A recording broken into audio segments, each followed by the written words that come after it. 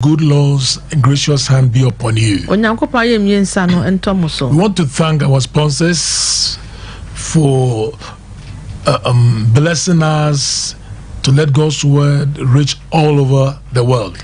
And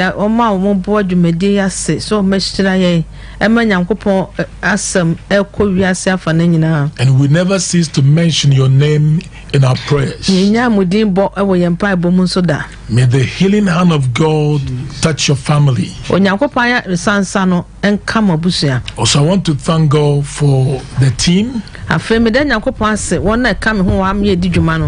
for the big sacrifice. May the Lord bless you.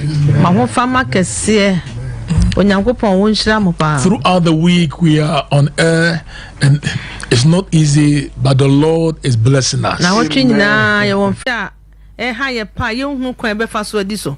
And there are questions that Christians are asking these days. How can I get victory over worry? That's number one. Number two, why my prayers not being answered? How can I overcome temptation? How can I find forgiveness?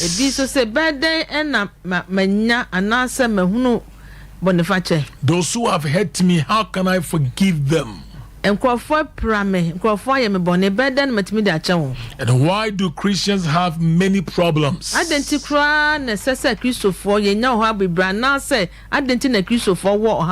Then another question, what is faith? Last week we discovered the things you have to know about worry. Or your understanding about worry. I explained to you from Matthew chapter 6 from verse 25 to 34.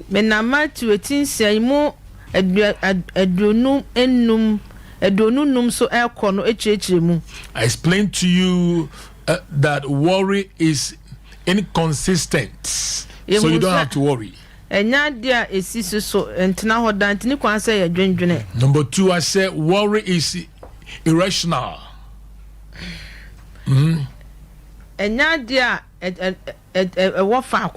Good, so you don't have to worry. Number three, I said worry is ineffective.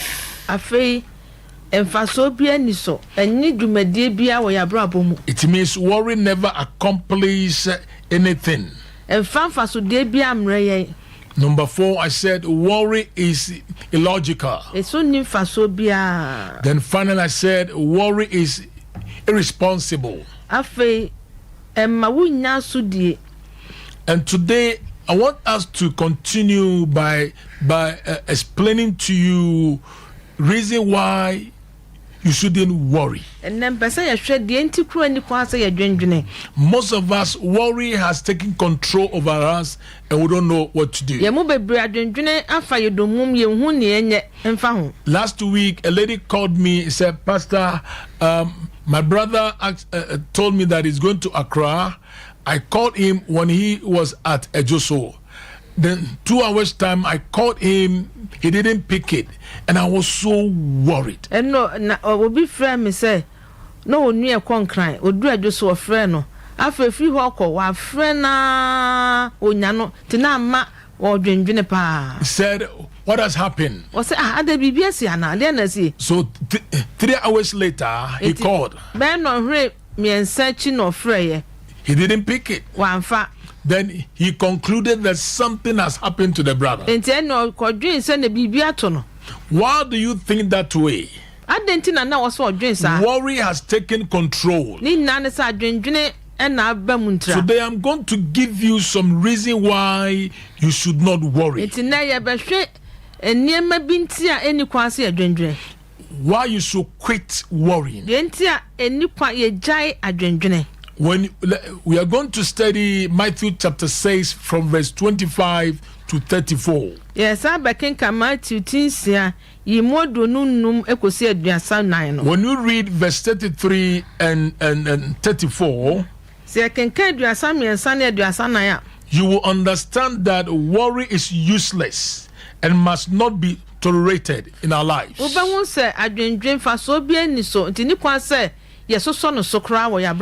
also turn to Luke chapter 10 verse 41. Jesus told Martha. He said, Martha, Martha. Martha. Why are you worried? He said, you are worried and troubled about many things. You are worried and troubled about many things. Why do you worry? Today, please follow me carefully as I give you reason why you shouldn't worry. It will help you to overcome worry. There's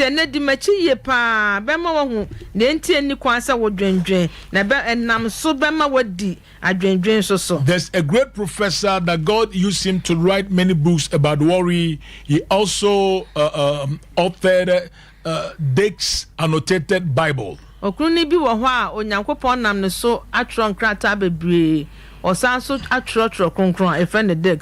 I've studied from this man how God helped him to overcome worry, and he wrote a book about it. And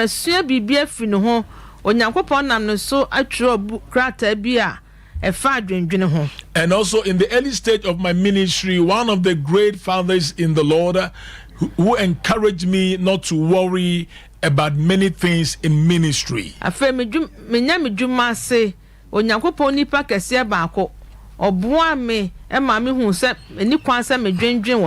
great man of God comes to my house and encouraged me. He said, son, don't worry. So today, as we study God's word together, I want you to understand you should quit worry. I gave you 5 things you must understand about worry. I said I gave you 5 things last week. The things you have to know about worry. But today I'm giving you part 2 of don't worry, how you can overcome it. Let's turn to Matthew chapter 6 verse 25. Therefore I said to you, do not worry about your life, what you will eat or what you will drink, nor about your body, what you put on. Is not life more than food, and the body more than clothing?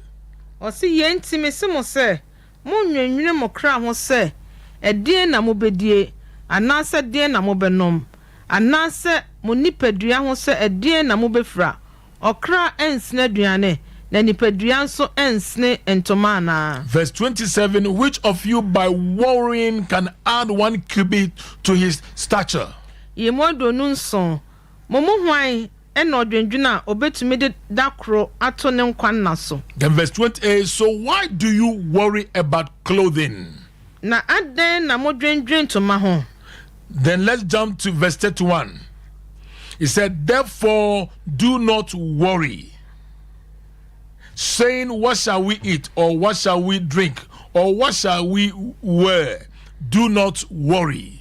Yemfa ko aduasa ba ko no. O se entimo nwenwen se den na mobedie ye bedie anase den na ebenom anase den na ebefra. So all these verses have proved to us that we should quit worrying. Many people are worried about marriage. Many people are worried about how they can get to America or UK, wherever. How can I get money? How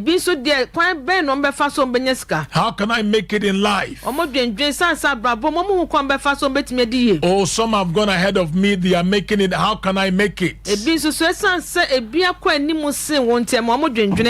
Let me encourage you today. Jesus said, do not worry. When Jesus said this, it means that he has promises for us. And he has given us the solution to overcome worry. The solution is that he says, seek ye first the kingdom of God and his righteousness, and all these things shall be added unto you. And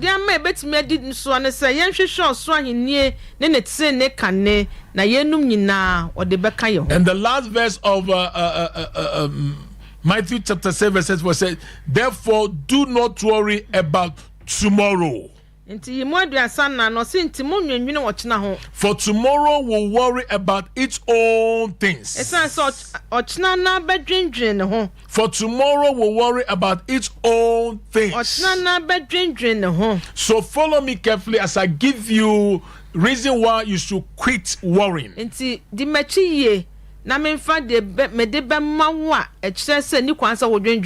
Number one, quit worrying because worrying is sinful and it produces fear.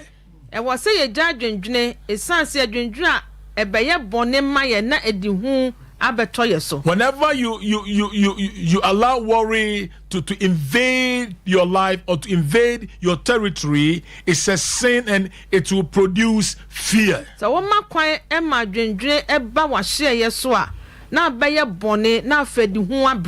This reminds me, one time I visited my doctor.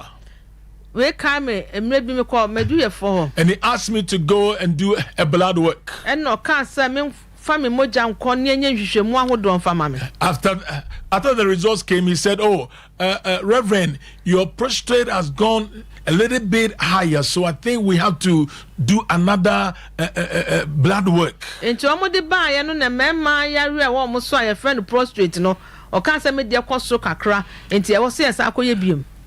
All of a sudden, fear entered into my spirit. Something was running through my mind. And the devil was speaking to me, hey, you have this, you will die soon, you die soon.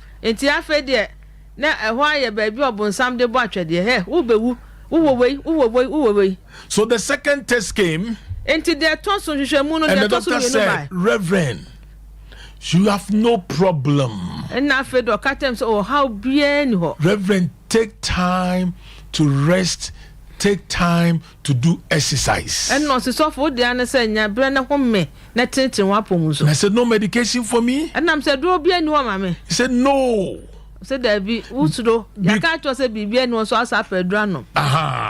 Because I allow fear. Oh, glory to God. May the Lord heal you today. Amen. So quit worrying because it's sinful and it produces fear.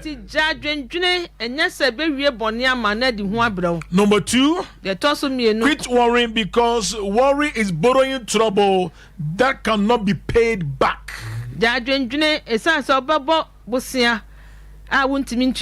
He said, when you worry, you are borrowing trouble.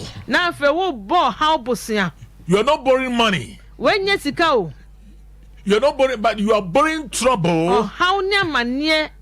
And when you borrow trouble, you cannot pay it back. That's why Jesus said, therefore, do not worry about tomorrow. I pray that today God will heal you about what you are worrying about. Number three, quit worrying because when you worry, it's a disease causing other illnesses. That's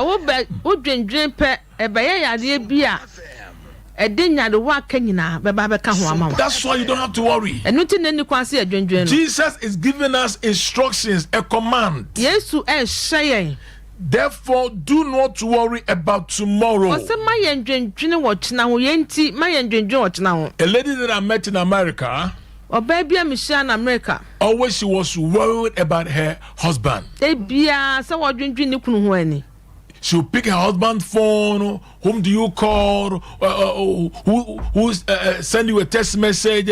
Where do you go today? Then one day, the man asked her, why are you so worried about all these things? Funny Krukas and more.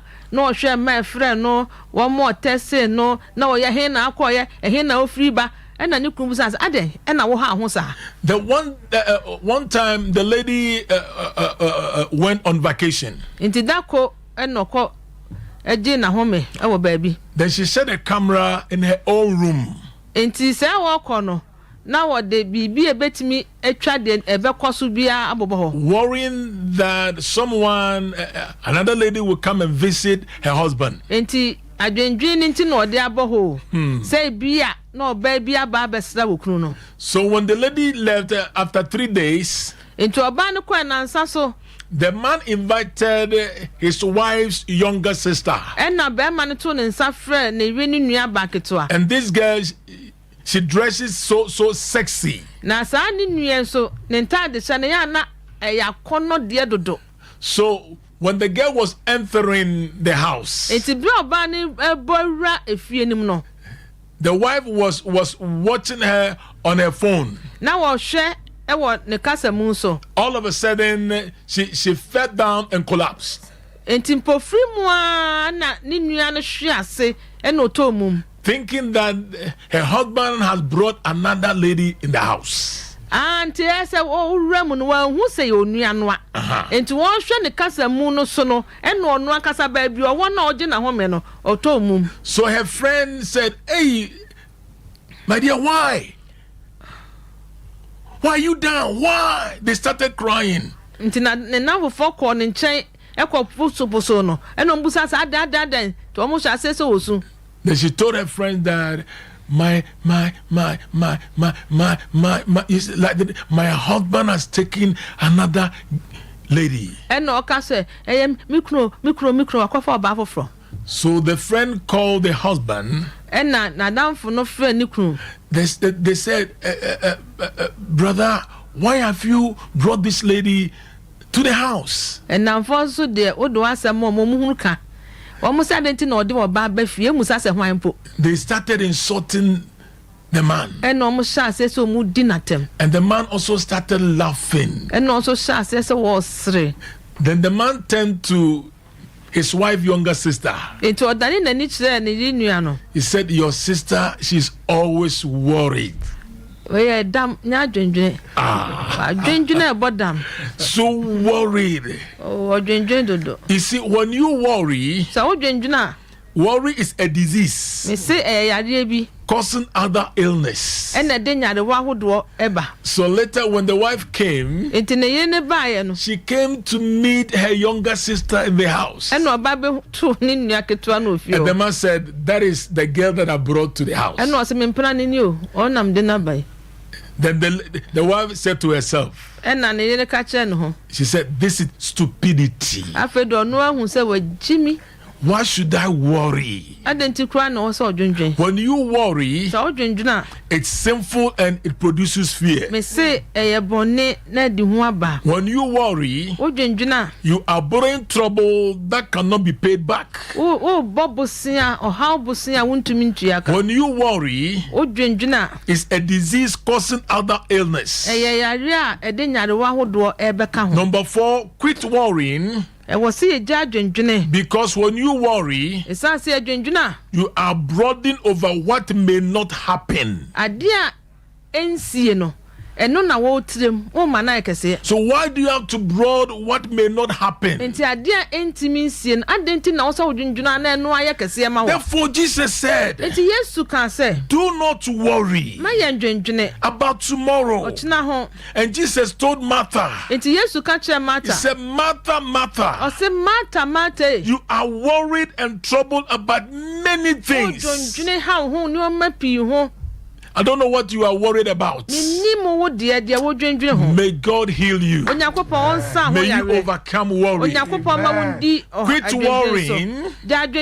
Because when you worry, you are creating trouble, misery, and death to yourself. Let me say it again. Quit worrying, because when you worry, you are creating trouble, misery, and death to yourself. So Jesus said, I'll repeat it over and over, therefore do not worry. Why do you have to worry? Quit worrying, because when you worry, worry is a weight that kills prematurely. Don't let worry end your life. May you not die before your time. I said, may you not die before your time. So let me encourage you, brother and sister. There's a pastor watching me. This is the second time that you are watching us. Stop worrying about the church growth. You plant it. Some will water it. But God will bring the increase. God will bring the increase. I hear God saying, there is a lady, you have developed some fear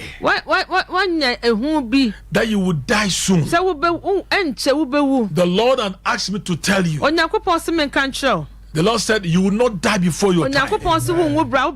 Stop worrying. Quit worrying.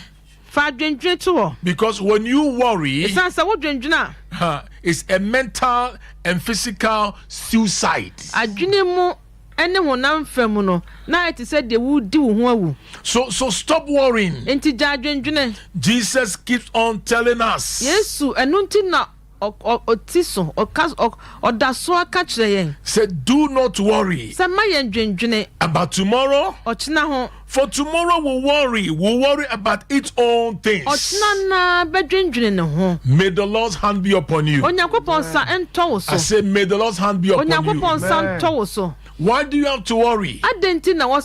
Quit worrying, because when you worry, number 8, worry is a grave digger.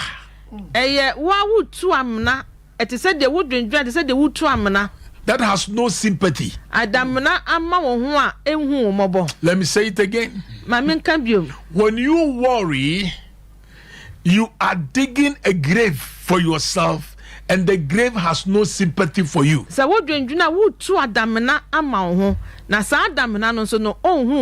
Stop worrying.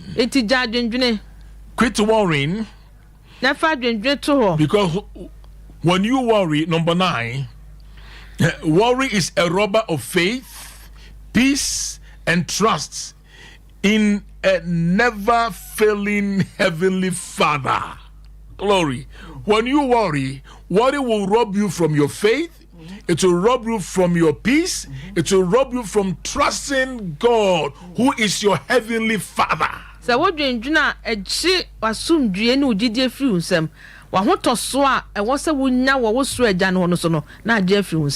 why you don't have to worry. Jesus said, the only thing that you can overcome worry is to seek ye first the kingdom of God. God will reward you. So stop worrying. I met a lady who is almost 27 years. He said, Pastor, I sowed a seed believing God that on my 25th birthday I'll get married.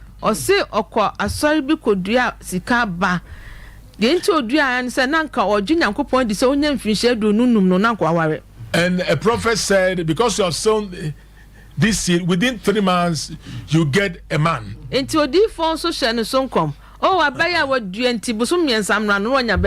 months passed, 6 months passed. Now she's 27 years. She has concluded that after 27 years, nothing good can happen to her. And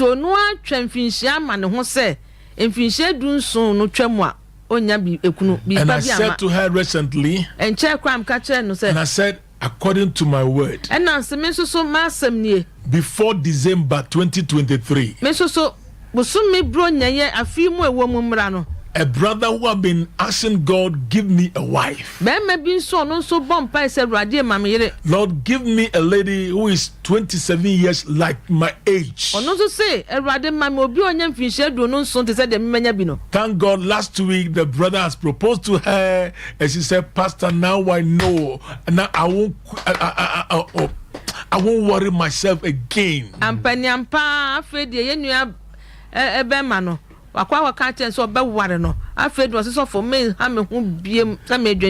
You may get 95 years. And if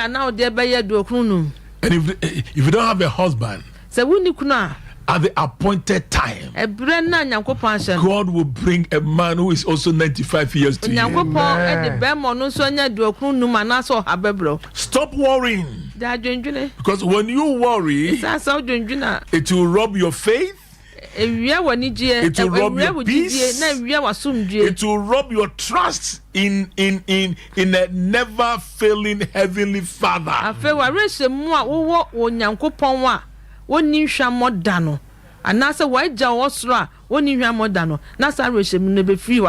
Quit worrying. Because when you worry, number 10, I am taking time to teach you to overcome worry. When you quit worrying, it will help you. Quit worrying because worry is a stumbling block to others. Those who are looking at you, those who trust you, they won't trust you again and they won't look at you again.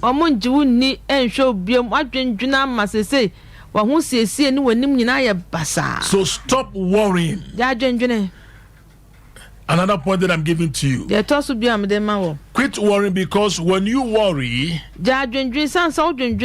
it's a disgrace to God and should never be indulged in by Christians. If you're a child of God, if you call yourself a Christian, when you worry, you are disgracing God. Because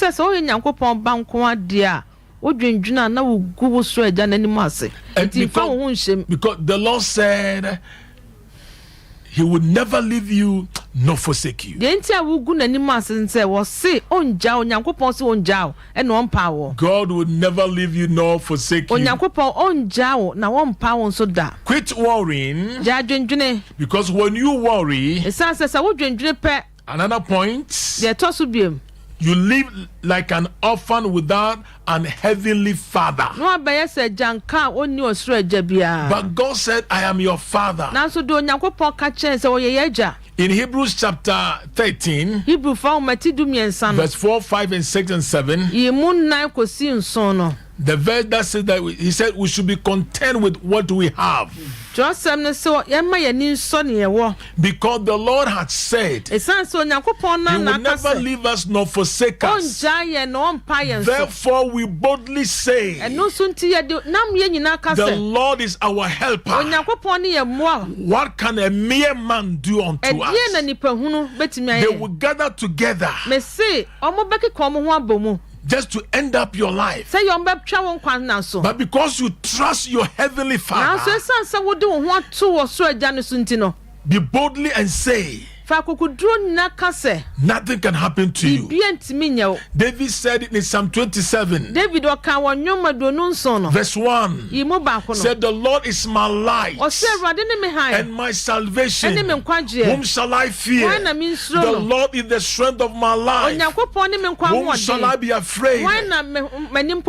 When my foes came to me, because the Lord is my light, they will stumble. Because the Lord is with me. Stop worrying. I say stop worrying. When you worry, you are living your life like an orphan without an heavenly Father. Quit worrying. Another point. If you worry, worry is torment over something that will not likely be a blessing if it comes. bibia entimi maye nhira mfa ma so eba. So stop worrying. Enti jadwendwene. May the Lord help you. Onyankopon mo. I say, may the Lord help you. Onyankopon mo. Stop worrying. Jadwendwene. Because if you worry, you are anticipating trouble, which syndrome come to those who trust God. Now share or how nim kwaya. Sa how no entan to one so do am to Nyankopon so. Thank you. When you worry, you are anticipating trouble, which syndrome come to those who trust God. Now how entan ma one no de wo to Nyankopon so. We are serving the living God. Yes, I said we are serving the living God. Just today, the Lord has proved to me that He is God. Something that has to take me many years to get it. It has taken me 55 minutes to get it. It means that God cares for those who trust Him.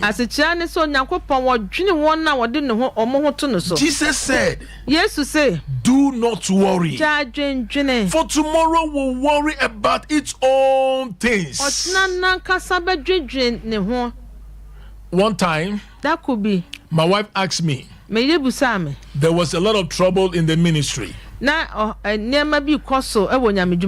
when we went home, the moment I entered the bathroom, taking my bath, lay on the bed, less than 5 minutes, I was gone. She came and woke me up. Say, why are you sleeping? All this trouble, you are sleeping. And I told her, what did I come to the bedroom to do? I came to sleep. If you are not kissing me, allow me to sleep. Why should I worry? Today the Lord said, just leave it into my hands.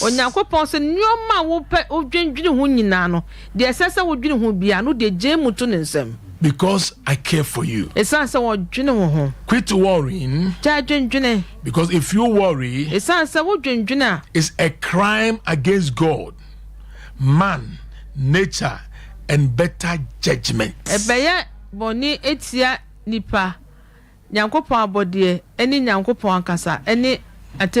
Finally, quit worrying. Because if you worry, for whatever is going to happen cannot be stopped by worry.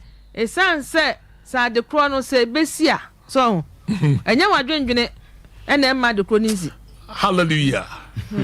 So may the Lord bless you. Today, as your ambassador of hope, I will continue tomorrow. Then remember, on Wednesday we are going to have the sprinkling of the blood service. I'm going to share with you the preservation power of the blood. I'm leading you to a point where you understand that you don't have to worry. Because worry will end up your life.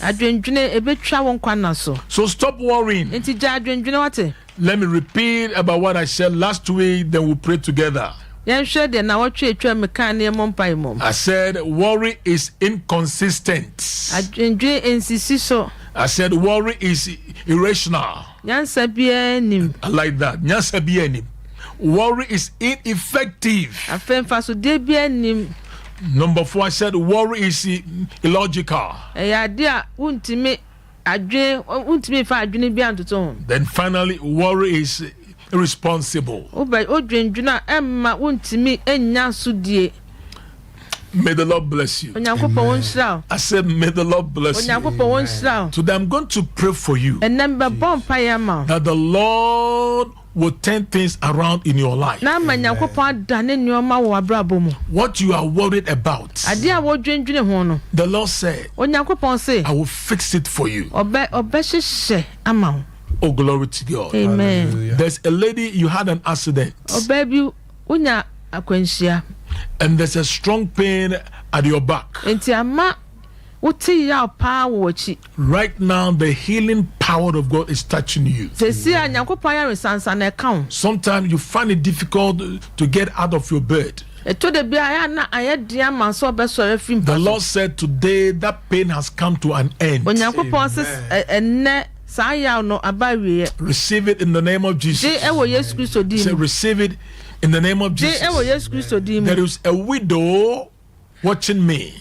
Okurani bi so wo hwe me. The Lord had asked me to tell you. Onyankopon se men kan So within 7 days, I'm sending three destiny helpers to your way. O se nansa so o de shebre mu aboafo miensa ebro. And they will pay all your debts. No mo betia ho kan nyina so ama. Receive it in the name of Je Jesus. ewo Yesu di mu. So we are waiting for you to call us and we will pray for you. E twen so be frɛ ne abompa ya ma. If you are blessed by our teaching, I want you to call us and give us a testimony. Sencheche no so ye nhyira ma wo afrɛ ye ne di ho adanse. May the gracious hand of God be upon you. Onyankopon ye miensa na ntɔ wo so. Stop worrying. Ne gya adwendwene. It won't help you. Me se emmoa wo. Stop worrying. Gya adwendwene. If you worry, Na sa wo dwendwene a you are digging a grave that has no sympathy. me se wo tu amena wo adamena a eni ehumobro ba ko se. May the Lord bless you. Onyankopon wo nhyira Let's pray wo. this prayer after me. Na bompa ye bi di me. Say, Heavenly Father, Asa osoro agya. I've heard your word. Mate wo asem. Believe that I'm a sinner. Me gidi se me de I bonye mi. hand all my problems into your Me hands. gya me haw nyina to wo Lord, nsam. solve my problem for me. Awurade ye ho bibi fa Lord, ma heal me. me. Awurade sam Lord, yare. deliver me from wicked men. Awurade jimi fi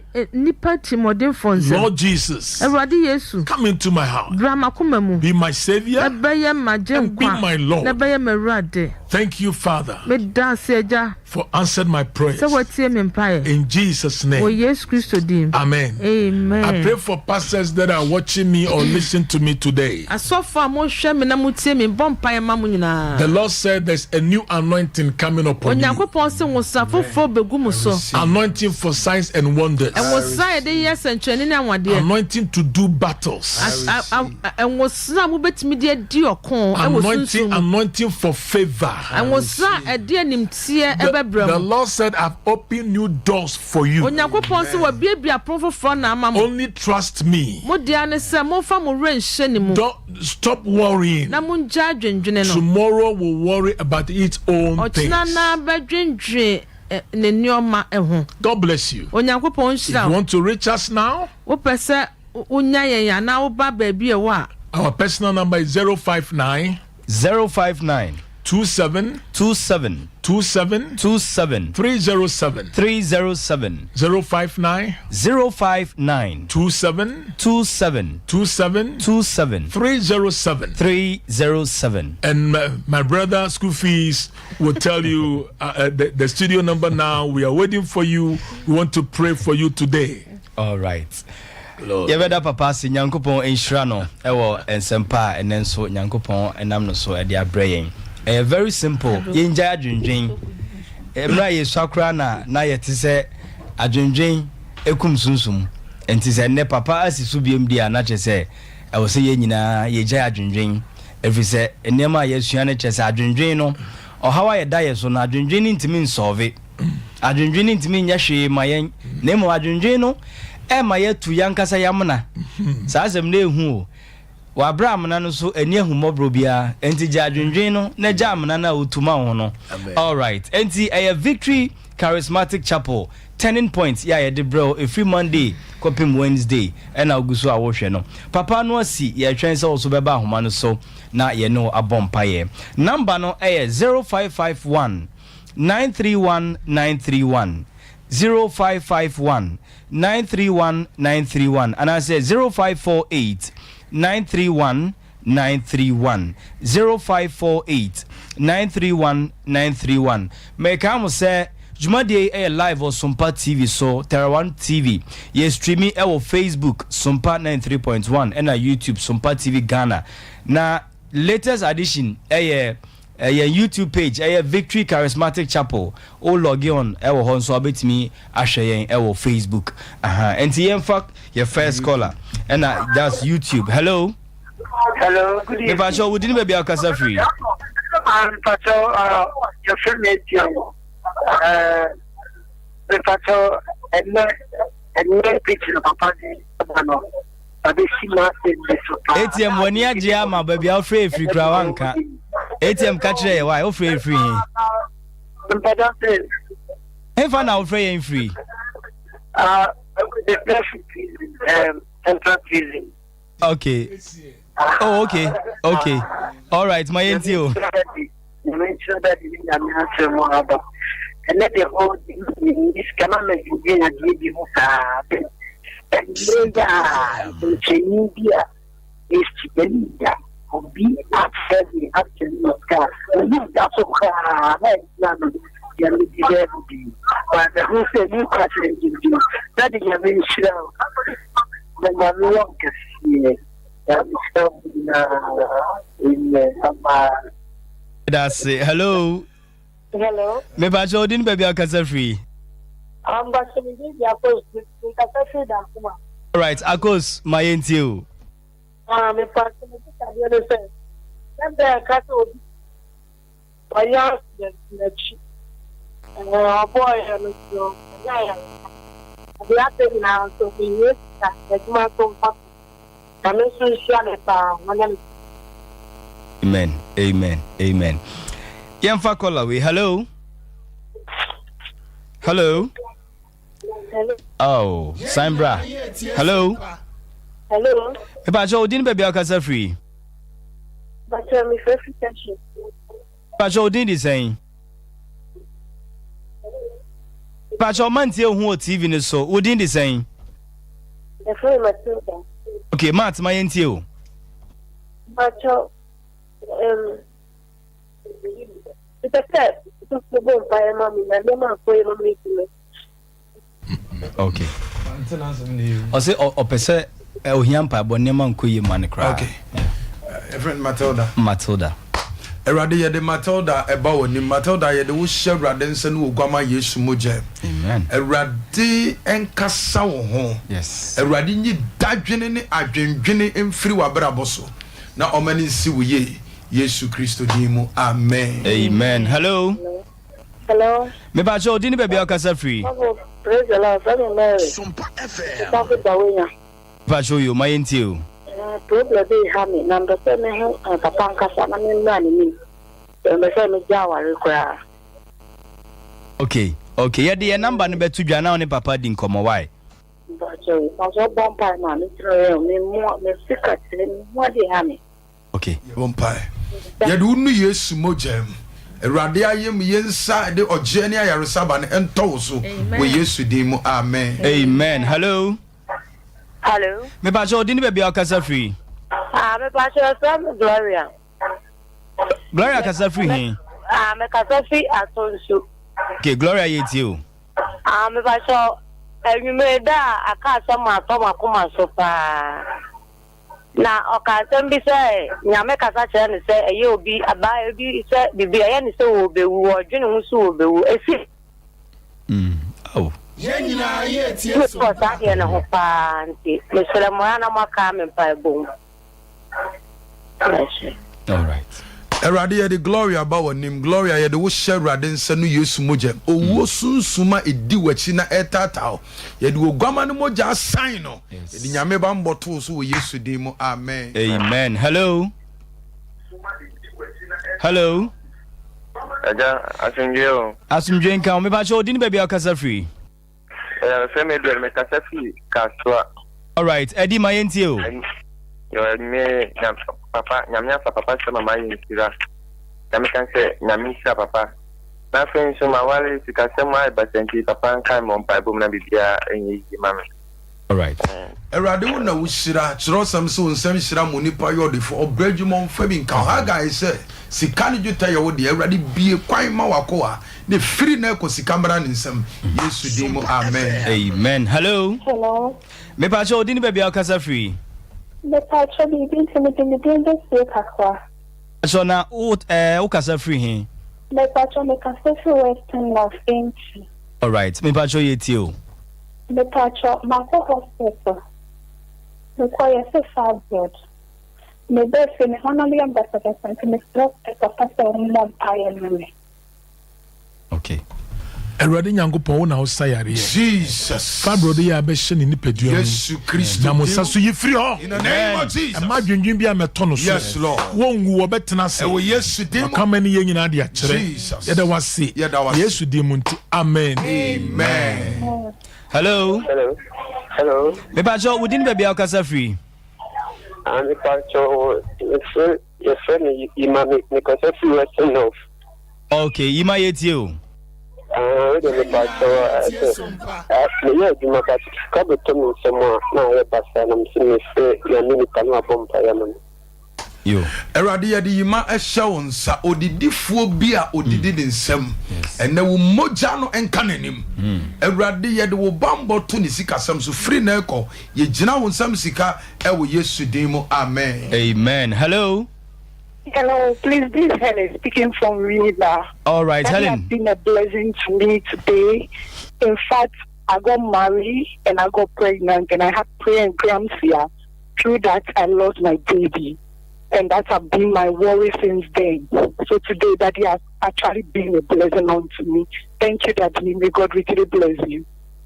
Bless you too for listening. Bless Thank you you. so much. Hello. Hello. Hello. Oh, Ujina so. Okay, number no 0551 931 931 0548 931 931. Hello. Hello, Pastor. Good evening. Good evening. Me pacho udini baby akasa free. Pastor, send me a video. Me can suffer tema. All right, Abi Mayentio. Pastor, you mentioned papa. Then Pastor, maybe challenge said, papa bomb fire, mammy, and me a boy for a bomb.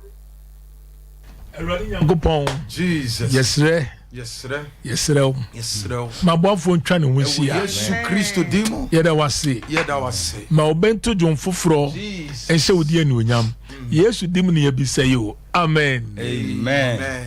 Hello. Hello. Me pacho udini baby akasa free. Make a step for what your friend matter. Okay. Me home for me pressure. BP ya ye bia be for so ntina bibi ye me se mewu na ene mo mi ti papa preaching no ama ahyɛ me nkwa ntin be se papa bɔ mpa ye ma me Awurade nyankopɔn yɛyi owuo nsa firi aberanteɛ yi so wongu wobɛtena se Awurade ne yɛnkɔ yɛ onipadua mu na mo nsa so siesie Yesu di mu nti amen Amen. Hello. Hello. Good evening. Good evening. Me pacho udini baby akasa free. Yes, I'm being a free. Pacho Mayentio.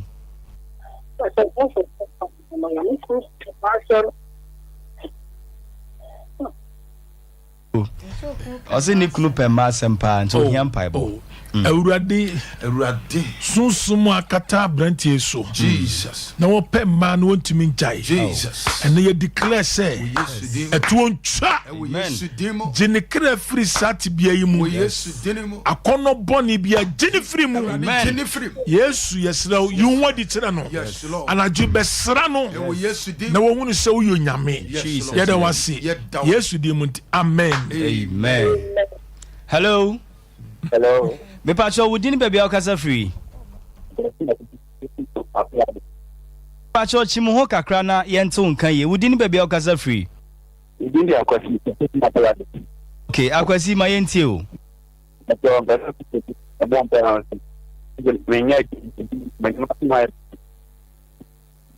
Okay, wajuma sema ye basa. All right. Eradi ya di akwasi kyerɛ wo. Yempa ibon se Eradi ti wani mi kyerɛ. Amen. Said there was some kind of some 1917. Said Eradi ye nyankopɔn ni meti emra yeso. Yensa no adwuma nye. Eradi kwasi onya wo nsa no adwuma ye. Yesu Kristo din mu amen. Amen. Hello. Hello. Me pacho udini baby akasa free. Miss Agogo. Me pacho Mayentio. But I remember my wife. Oh.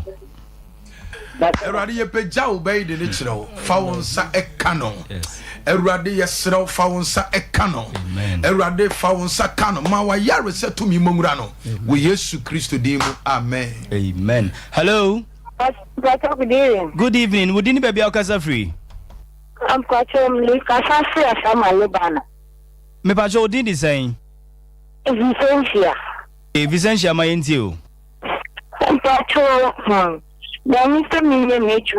It's me, Jumana. It's like me, Sarah, my chicos.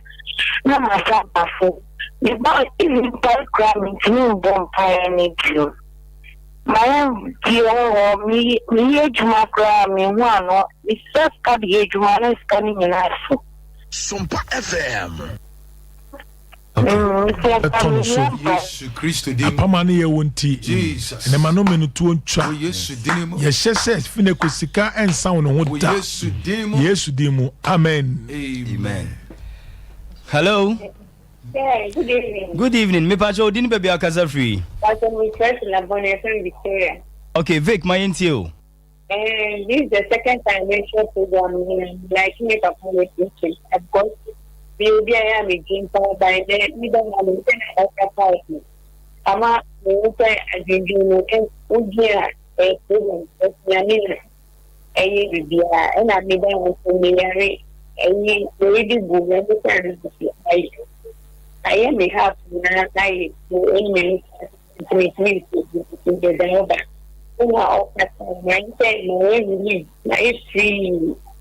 I can. Yes, Sompa. To me, then, to be I've been gaining how young than you. Yo. Yada pa Koswana tea. And I say, so and so Koswana share. Why? Yamin Shaw. Hello. Hello, good evening. Good evening. Me Pacho didn't be Okasa free. But your friend mother, Okasa free here. because I feel my family. Me Pacho yeti mother. But you watch me, I can say, easy, mammy, my awful for me. The other I'm making quiet in a my. You could look at my cry. Anyway, one person in this, and grade, they are coming at dying. Until it's said, that vampire, and you're fine because I was telling you, and why didn't me to my crown and next can I Erade ye de obey echrew ma wo humo bro wa yem yensa enton so eyi erade ye adwendwene firi ni so ye ohia basahia de ekane ne kwase firi na ensi ni ye Yesu Kristo demo amen Amen. Hello. Hello. Me Pacho wudini baby Okasa free. All right, part my NTO.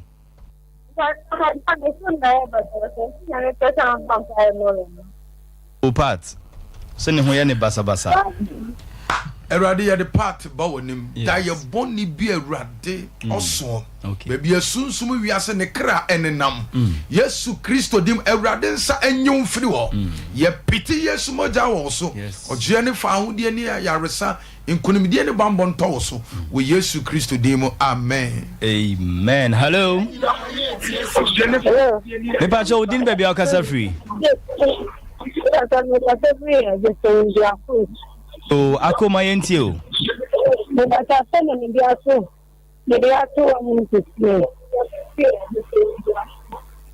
Now there are two us here you want.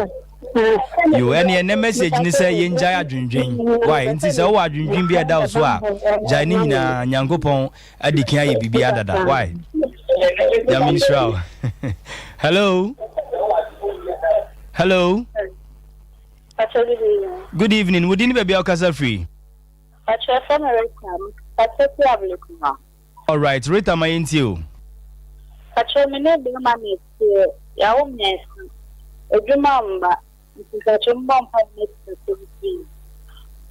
Erade ye de reta echrew yempa bonus bi osoro shira woni ni kuru nsan wo adwuma Erade shira won nsan wo adwuma ensi wo mayiye Yesu Kristo dimu amen Amen. Hello. Hello. Me Pacho wudini baby Okasa free. Hello.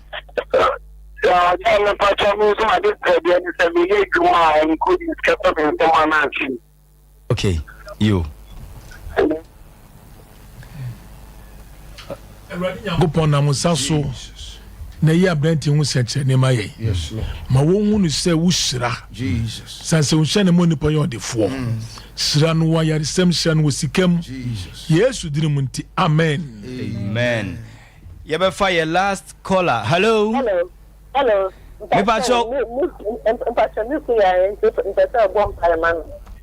okay ya bompai erade ye pagya wa koa yi e kyerɛw fa wonsa eto no so wayare se tumi emongura ne nipaduam ma ensi ne ye wo Yesu din mu amen amen last but one igina so enti ye mfa no preko hello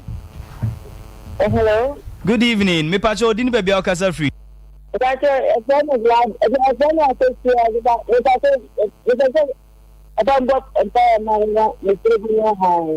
oh ako erade ye pagya ko so kyerɛw ye srɛwo ma wo han to no so ma wutumi no ahoɔden nya kɛse ɛwo Yesu Kristo din mu amen amen we de wagina so ache mamfana ne bubefu hello me pacho good evening wodini baby okasa free all right agi my ntio me pacho me pay immigration service akọ obiajime sex obaya mame so na me une eko na best bompare mame erade ye pagya Agnes kyerɛw o favor entono so baby biala ne documents gu ye de nu Yesu mojem ye bompae se erade ma wo command bi nya adwuma ɛwo Yesu Kristo din mu amen amen ye de afrenesi enti sofima e de ye befam okay yeah the erade Nyankopɔn won tiasefo ase ye da ye papa Apostle Frank ose ase wo nyame asem a anwumrei ode abreye na ye nua ba bi send ye message okay there be ne kasa which is last week na ose through sprinkling of the blood yes no ose say obu ne nsa me ka yesi obi atiase yeah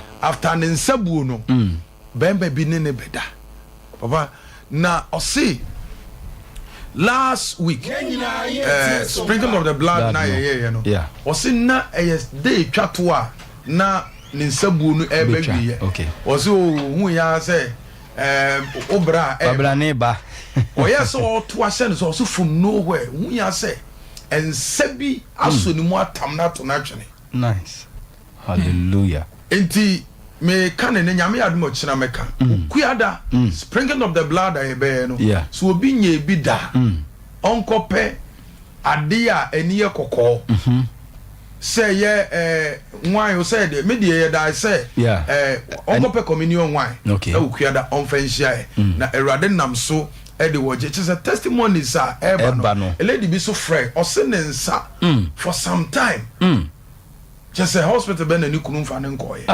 bo heba ne wa chinchin baby bebre but was after the sprinkling of the blood no so ya ma me ba ko so ono so 9 ono so the same thing wow enti me shadow fo nkura say kuada moja ne ye pete no ma ye nyi ye hu mfiri nyame ya adoma ofiri achina Tuesday anopa 10 o'clock ko Apostle Frank say papa ne ma sofo ahu ye nyina ye asori down officer ye ni nyame medi nkomoti o masam ye nyi sika it is how be da so a bra na ye no emompa last week ye nua ba bi bai o say friend Latifa e bia no otie ye na nyame ye ne ho nsenkyere ne menim se otie nyame onhyira no ti wa wotie bra na urade nam ne tumi so de ogie be ma from Tuesday to Friday yo asori dan ho me kuada bia ye osom Wednesday kuada bia kopim se Yesu beba 6 bra ye free ya ne ye kwa asori dan ho bra onyame gene ma free mpochero hawo ne amaniem di ye ne nkomhye ekoso ayaresa koso nti obi tie mi a on join ye middle service na erade nam so through our miracle service ebe gene ma efro hawo ne amaniem kwasiada ye supernatural service enya asem ketwa supernatural yes ye bra erade dani tumi adi gene mafiri mpochere no hawo mu ti so Kristo ni bi tie me obi nkwa asori o tie me obi pese obesra ye o tie ya omomodin se ukuada wei kwasiada da ye nimi oni ye beba besom erade de nsa ebeka no obi hwe ye kira kwa yo patasi police depot no echi Patase police depot no echi a kwan bi da police depot no echi kwan na kwa dwena se no kwan bi da police depot no echi emfutu kwan or faswa first and second junction on your left on faso na obeba abeto se eradia dom asore dan kakraka esiwa ishia esumum nipa na ba no be pie kwada so estate kwada so estate last stop taxi station ho yes omusa drivers no omo be direct just 3-4 minutes adaba for so me a good pa the way I am see director man for no nyamishira omo director no estate drivers nyame onshira omo pa. All right, enti Victory Charismatic Chapel your number ye didi juma no me di Mrs. Subiem enti papa no asi de course no betimi akoho ha 059 27 307 ye man sima ba ko na dance no ni ai because dance ne de ye hia dance die ni pa sima ba ko akai de ye ma ye nua ba yi endi na dance ye fi se ehia pa enti won so awutie ya na wo hwe se nyankopon aye nsenchani bi ama wa ene ye nche adanse die no. Hello me pa cho udin ene ba bia wo frɛ ye efri na wo do adanse die ni so ato aso yes friend ama me ka se ka sanche mampon. Okay.